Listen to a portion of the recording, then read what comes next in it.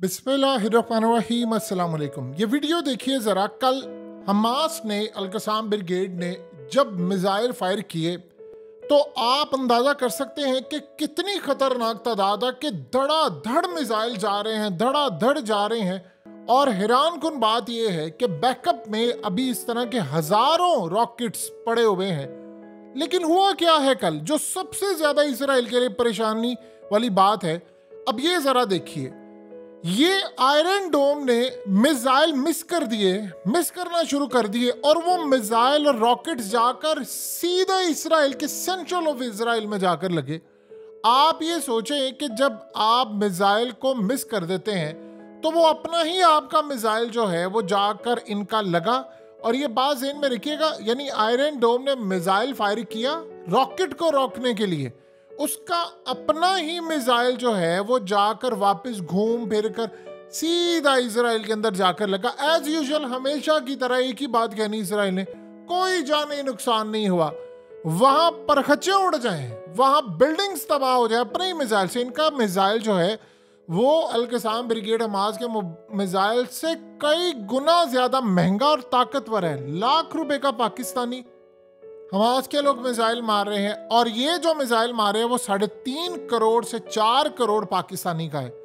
अब आप ये सोचिए कि वो जाकर उसने हिट किया है सीधा इसराइल के अपने अंदर, और इसराइल के अंदर मामला ये खराब हो गया है कि उन्होंने इंक्वायरी शुरू कर दी है।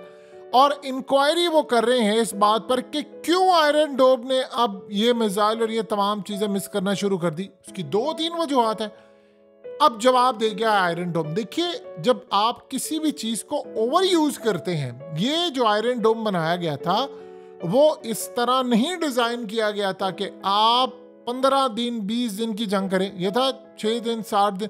देखिए, जितने बड़े ममालिक होते हैं ये जंगें ज्यादा देर तक लड़ने के काबिल होते हैं। भड़के तो मारते एक दूसरे से, हम ये कर देंगे फलाना कर दे, ज्यादा देर नहीं लड़ने के लिए होते। लेकिन ये आयरन डोम जो मिसाइल है वो हुआ क्या उसके साथ, वो बड़ी अजीबोगरीब बात है कि आयरन डोम मिसाइल जो है वो अब जवाब दे गया है, क्योंकि वो ओवर यूज हो गया, वो इतना ज्यादा यूज हो गया, उसकी कैपेसिटी नहीं थी, उसकी बैटरीज अब काम करना बंद कर दी हैं। तो इस सूरत हाल के अंदर अब वो मिस करना उसने शुरू कर दिया है। तो आप उसका अंदाजा लगा सकते हैं कि मामला कितने ज्यादा खराब है। अब यही तो परेशानी है इजराइल को इस वक्त के सबसे ज्यादा अजीबोगरीब मामला हमारे लिए ये खड़ा हो गया है कि उन्होंने इन्वेस्टिगेशन उसकी शुरू करवा दी है। और वो कह रहे हैं कि बताएं कि पहले तो बात है कि जो हमारा ड्रोन था कल, वो ड्रोन हमने यानी छोड़ा जाकर वो हमला करे, और वो ड्रोन हैक होकर सीधा इसराइल के अंदर जाकर हमला करने के लिए वापस आ गया, और हेलीकॉप्टर उड़ाया इन्होंने और फिर उसको मिसाइल मारा और वो जाकर कंट्रोल में आया, यानी वो तबाह हो गया। तो उनको अब ये सूरत हाल का सामना करना पड़ा है कि उनके अपने मिसाइल सिस्टम जो है, देखिए ये बात समझिए, ये टेक्नोलॉजी की मदद से भी होता है कि आप उस सिस्टम को पूरी तरह हैक कर लेते हैं, आप उसकी डायरेक्शन चेंज कर देते हैं। ये तो अब सारी दुनिया के अंदर होता है। लेकिन आप सोचें कि एक शख्स, ये जो शख्स आपकी स्क्रीन पर आ रहा है, इसका नाम है हेनरी किसिंजर। हेनरी किसिंजर वो है जिसने 100 साल तक, ये अभी हालिया 2-3 दिन पहले एक शख्स इस दुनिया से रुखसत हुआ है जिसने कहा था, इसने पाकिस्तान को बदबख्त शख्स ने धमकी दी थी, कहा था कि हम तुम्हें हॉरिबल एग्जाम्पल बना देंगे जब पाकिस्तान एटमी ताकत बना था। और उन्होंने बनाया पाकिस्तान को, और इसमें कोई दो राय नहीं। उन्होंने पूरी दुनिया में हमें इबरत का निशान बना दिया, हमारे सारे इदारे तबाह कर दिए, सब कुछ किया। और मुसलमानों के खिलाफ पूरी दुनिया के अंदर उसका 100 साल का इस बंदे का, यानी उसने तजर्बा, आप कह लें एज उसकी चाहे 100 साल हो जाए, लेकिन उसका तजर्बा भी 100 या 200-300 साल का हो जाता है, क्योंकि वो तारीख पढ़ता है। और ये अमेरिका के लिए सबसे ज्यादा खतरनाक शख्स रहा है जिसने पूरी दुनिया में अमेरिका को डोमिनेट करवाया है और हर जगह से मुसलमानों को शिकस्त दिलवाई है। इसने दुनिया के अंदर अमेरिका और इसराइल के लिए जो काम किया वो कोई नहीं कर सका।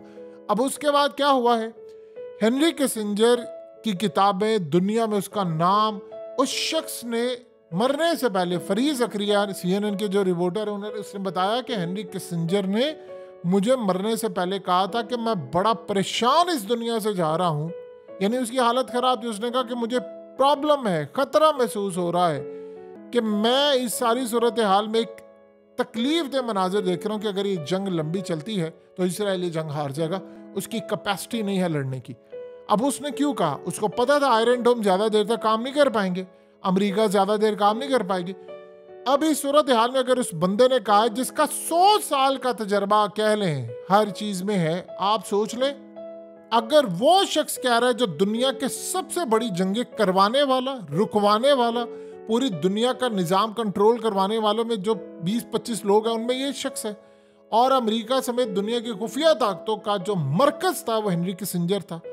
और इस शख्स ने अगर ये कहा है कि मुझे प्रॉब्लम है और खौफ है मुझे कि इजराइल ये जंग हारने वाला है, तो फिर इसका मतलब है उसका खौफ ठीक है। देखिए, इजराइल ने इस जंग को कभी पूरी लाइफ में, इजराइल ने कभी जिंदगी में सोचा ही नहीं था कि हम जब जंग में उतरेंगे तो हमें इतनी लंबी जंग करना पड़ेगी। अब आप ये सोचो कि जब ये जंग आपको लंबी करना पड़ी है तो आपके गले पड़ना शुरू हो जाती। अब आप सोचिए जरा, आज जो सूरत हाल पेश आई है कि 60 इजराइल के फौजी टेंटों में थे, सो रहे थे, या वो वहां पर थे, तीनों साइड से उनको सर्कल किया गया, 3 बम वहां प्लांट किए गए और उसके बाद इन सबको मार दिया गया। आप बताइए क्या इन्होंने इस जंग की कोई तैयारी की थी जंगी?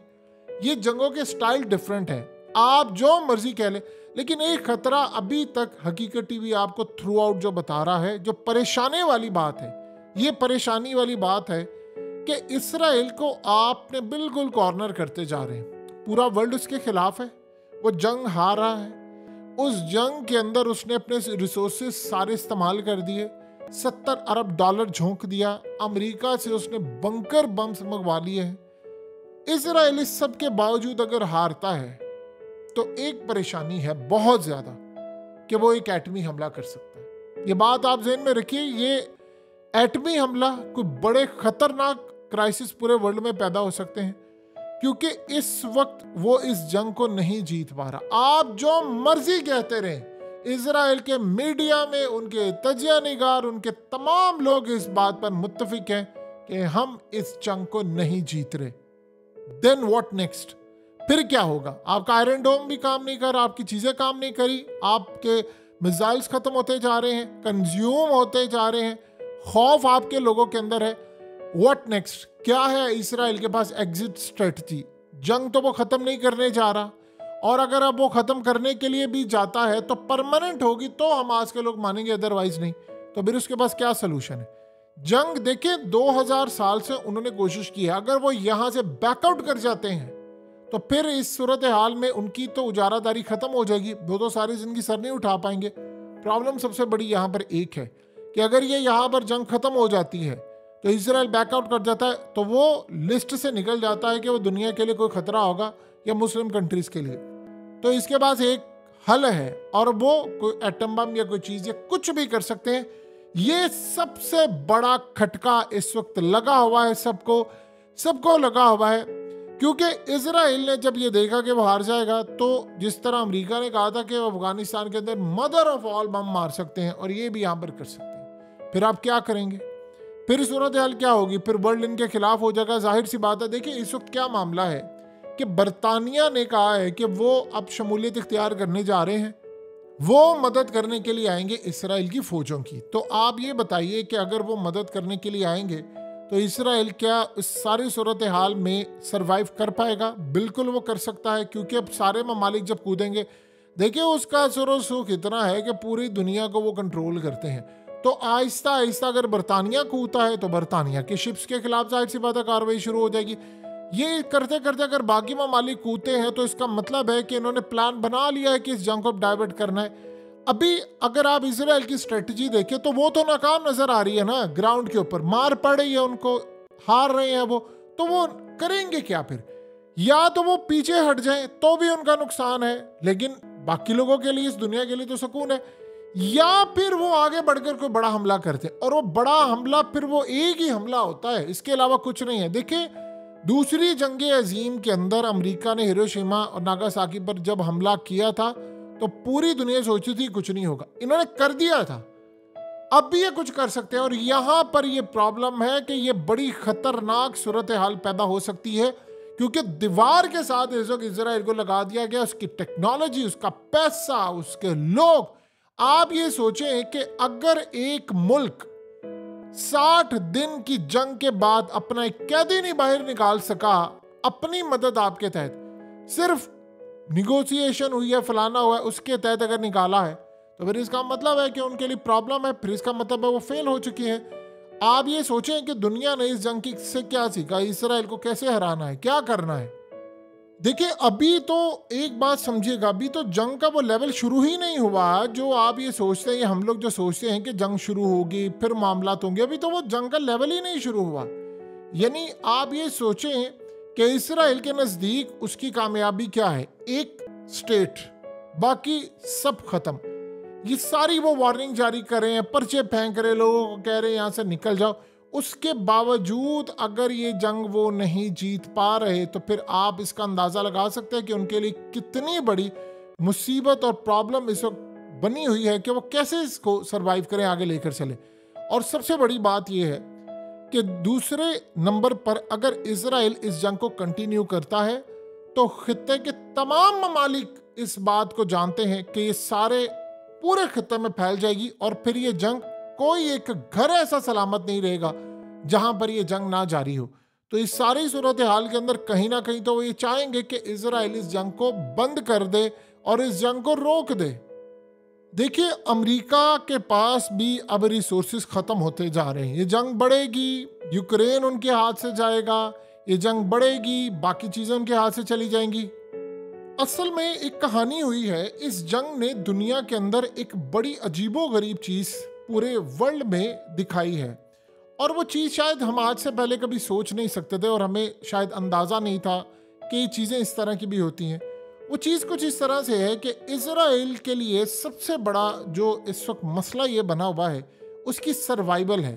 अगर यहाँ पर उसके फौजी या थक हार कर वो पीछे हट जाते हैं तो उनको प्रॉब्लम ये है कि ये भी पॉसिबिलिटी है कि यहाँ से फिर वो सोचें, यानी हमास ये सोचे कि अच्छा चलो अब हमने तो ये जंग जीत ली है या इसराइली जीत नहीं पाया तो चलो अब हम आगे बढ़ते हैं। तो आगे बढ़ने के चक्कर के अंदर वो ग्राउंड पर ऑपरेशन करते करते करते इसराइल की साइड पर आ जाते हैं, तो उन इलाकों को वो कैप्चर करना शुरू कर देते हैं जो इसराइल के पास है।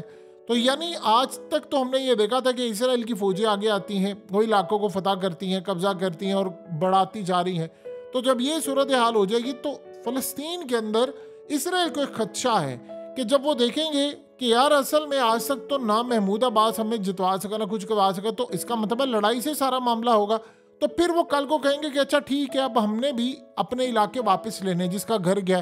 तो कहीं ये मूवमेंट बड़े पैमाने पर शुरू ना हो जाए और मेरे खिलाफ मामला बड़ा खतरनाक इस वक्त ना शुरू हो जाए। अगर तो इन्होंने यूक्रेन जंग शुरू ना की होती तो शायद इस वक्त दुनिया के अंदर बड़ी जंग भी शुरू हो जाती और उसका रिजल्ट शायद ज़रा डिफरेंट होता।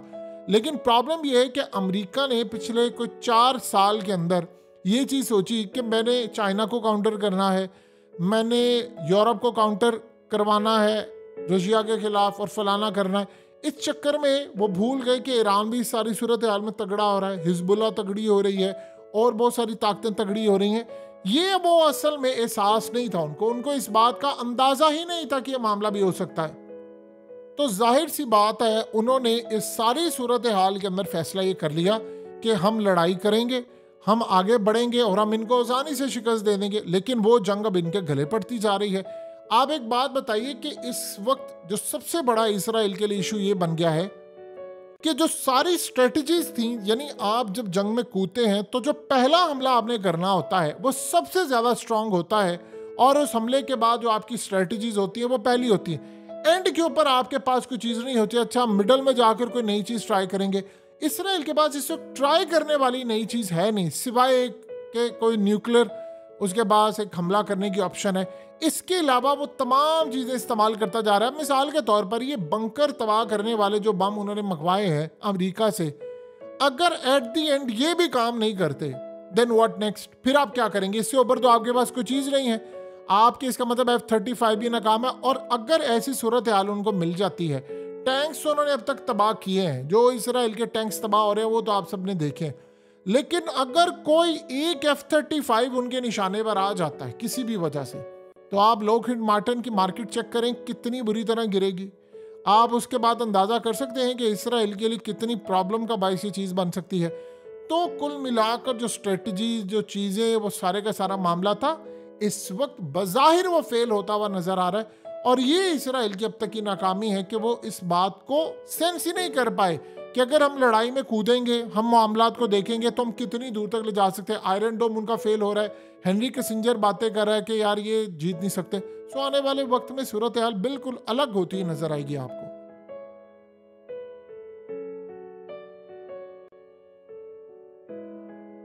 हकीकत टीवी को सब्सक्राइब करना मत भूलें, वीडियो को लाइक करें, शेयर करें और कमेंट सेक्शन में अपनी राय का इजहार ज़रूर करें।